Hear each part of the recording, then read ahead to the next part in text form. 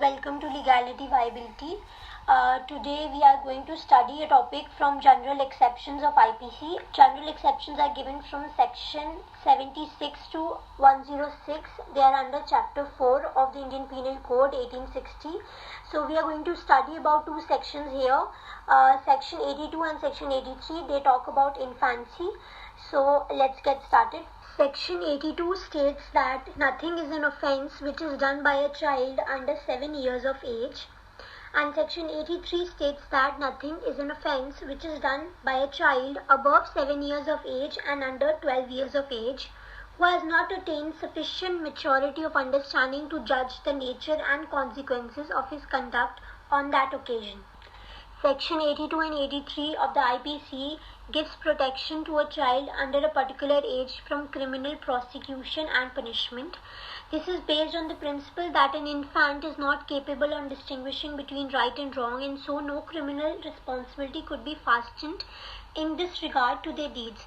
So basically both these sections, they are established in the IPC so that they can protect any act which is committed by an infant, since infants are not capable of understanding the nature and consequences of the act they are doing.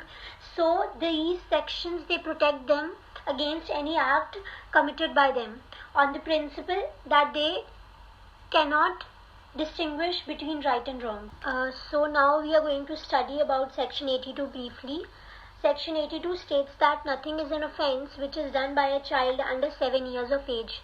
So like I said before, any act which is done by a child, any offence which is done by an infant or a child who is below 7 years of age, remember 7 years of age, then it will not be regarded as an offence. So section 82, it basically grants absolute immunity to the child below 7 years of age, and so no criminal responsibility could be levied on the ground that the child is dolly incapax, that is incapable of doing a criminal act. Because a child under such age cannot commit such an act, also cannot form the necessary attention to commit such an act. So dolly incapax is a Latin maxim which states that the child is incapable of doing a criminal act. So section 82, it basically protects the child, all the infants and all the children who are below 7 years of age. If they do any act, any offence, then they are free from any punishment and no criminal liability would be levied on them. So for example, suppose the child who is below 7 years of age, he pressed the trigger of a gun which resulted in his father's death. So that child will not be liable if we apply section 82, as it states that nothing is an offence which is done by a child who is below 7 years of age. So any infant who does enact any offence, he will not be liable. Now we come to section 83. Section 83 states that nothing is an offence which is done by a child above 7 years of age and under 12 years of age who has not attained sufficient maturity of understanding to judge the nature and consequences of his conduct on that occasion. So whereas section 82 provides absolute immunity to infants under 7 years of age, section 83 talks about providing immunity, qualified immunity, to children who are above 7 years of age and under 12 years of age, given that they have not attained sufficient maturity of understanding to judge the nature and consequences of the act that they are committing. So nothing is an offence which is done by a child above 7 years of age and under 12 years of age who has not attained sufficient maturity of understanding to judge the nature and consequences of his conduct on that occasion. Section 83, it provides qualified immunity to a child above 7 years and below 12 years of age. In other words, if the child has not attained requisite degree of understanding to judge the nature and consequences of his conduct, then the child is exempted from criminal liability. However, in section 83, in the absence of proof, a child is as much liable as an adult.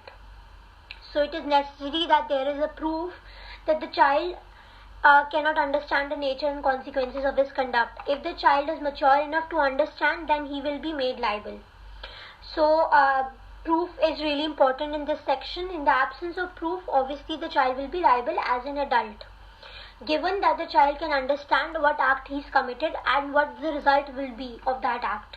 So the maturity of understanding of the child, it can be inferred from the nature of the act and other allied factors. So for example, if a child who is 10 years of age, he killed his father with a gun in the shadow of immaturity, because he is immature, so he will not be liable, because he has not attained sufficient maturity to understand and judge the nature and consequences of the act that he has committed. Okay, so here we apply section 83.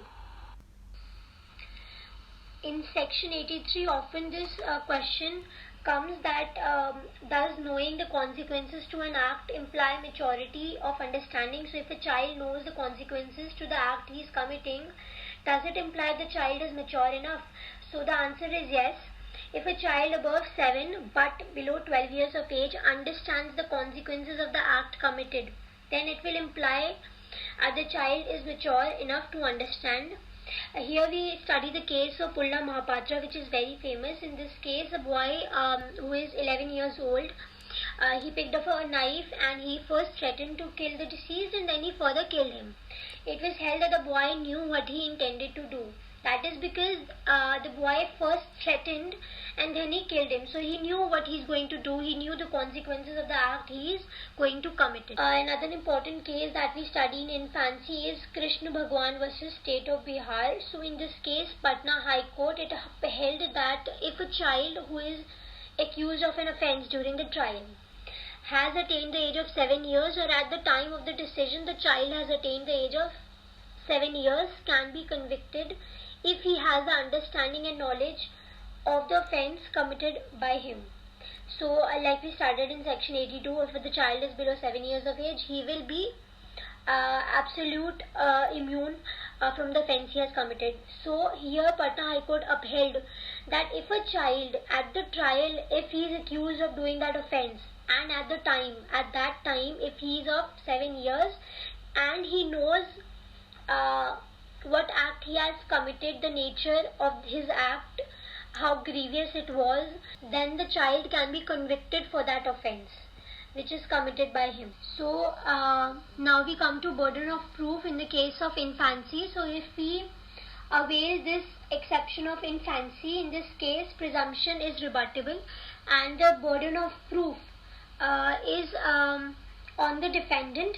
So the accused needs to prove that there existed no mens rea, that is, there was no guilty intention and there was a clear-cut case of infancy.